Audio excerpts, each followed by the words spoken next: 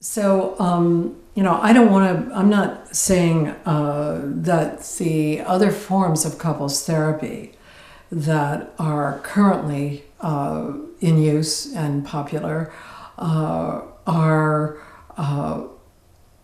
inferior or ineffective or whatever. But with each form that's out there, with each model, there is something that I think is significantly missing. And in that way, I think we haven't yet been able to address the problems of personal love in the 21st century. And that's one reason why I'm bringing back dialogue therapy, having left it for about 10 years. So emotion-focused therapy, Sue Johnson's methodology coming out of her work at the University of Ottawa, and very good work with lots of research behind it, focuses very much on attachment styles and the adult attachment bond. It's an important subject, and I also I use attachment research and look at attachment styles and so on in relation to the work we do in dialogue therapy.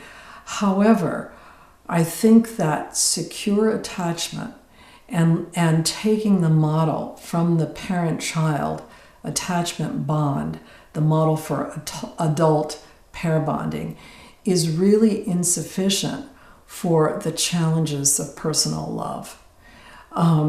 You can, for example, have a very secure attachment with your child and yet be unable to accept the child's individuality once that child becomes an adult.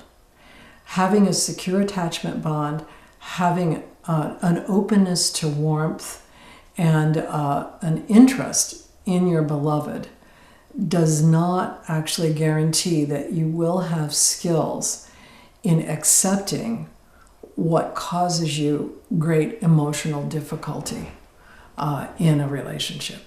I often give my mother as a good example. I had a very secure attachment relationship with my mother, and she and I were really best friends until I was about 12 years old, at which point I began to develop more individuality. And between the time that I was 12 and the time I was 21, the relationship between my mother and me fell apart, and it never reformed because I left the Catholic Church, because I developed an interest in Zen Buddhism, because I traveled abroad, because of many, many things that I did that went far beyond what she wanted for me or what she recognized as valid. And I realized sympathetically and empathically that what I did caused her tremendous anxiety and a lot of emotional pain.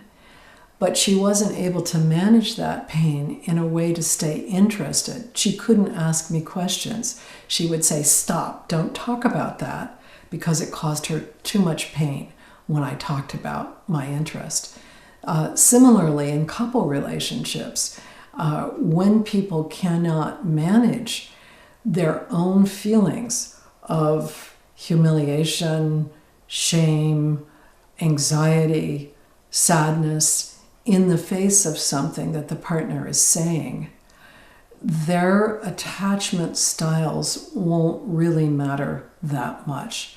The skill is more like a mindfulness skill to work with that material than it is like, let's say, a built-in attachment or relational style.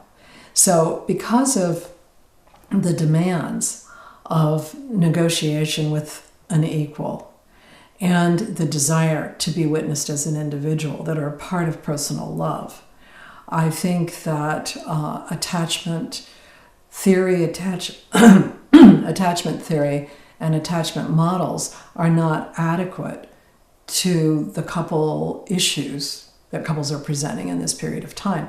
So even though emotion-focused therapy has many, many good things in it, it, I think, relies too much on attachment theory and attachment models, and also on the single therapist making a relationship with the two members of the couple. So that's emotion-focused therapy. Another brand of a therapy that's out there for couples is the Gottman Model. And John Gottman has done a tremendous service to all couples therapists in his research on couples, which really looks at the issue of how people feel in relation to the most subtle signals, affective signals, that they are being held in contempt or that they're being handled in a hostile way. Some of his research, which has basically he sets couples up and he videotapes their faces and puts them in a situation where they have some conflict. He has a close video of each person's face, and he looks at what's being communicated in a subtle manner that kind of falls underneath of our actual awareness. And he can predict, I think, within 98% accuracy after listening to a couple talk to each other for 15 minutes, whether they will stay together or not. And they can be talking about even a minor conflict. And so I think his work has made a tremendous contribution to the understanding of the role of contempt and how it elicits humiliation and rage in people, even at a subtle level, and causes so much disruption. But then the actual couples therapy that's based on the research looks again to the single therapist with the two people, kind of instructing them how to change their behaviors, how to complement each other, how to respond in a positive manner, and so on. Does not look at the unconscious dynamics that are actually going on with that couple. In other words, he doesn't set up the therapy in the same way he sets up the research.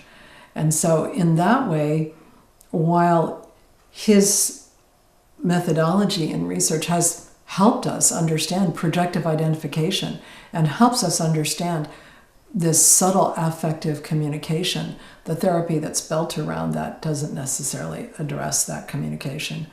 And then nonviolent communication. A lot of people that come to couples therapy, because I'm a Buddhist, a lot of people come with skills in nonviolent communication. And I think that nonviolent communication does play an important role in being mindful of the way that you talk. But it does not allow you to investigate the way that you unconsciously see your partner. And so even though you may learn the skills, you don't learn the unconscious modeling that's going on in your own mind about who your partner is and what your partner is motivated by and so on. So those three models that are out there all have important things to add, but not one of them puts together the in-depth understanding of projective identification with the skills of mindfulness and dialogue in the way that dialogue therapy does.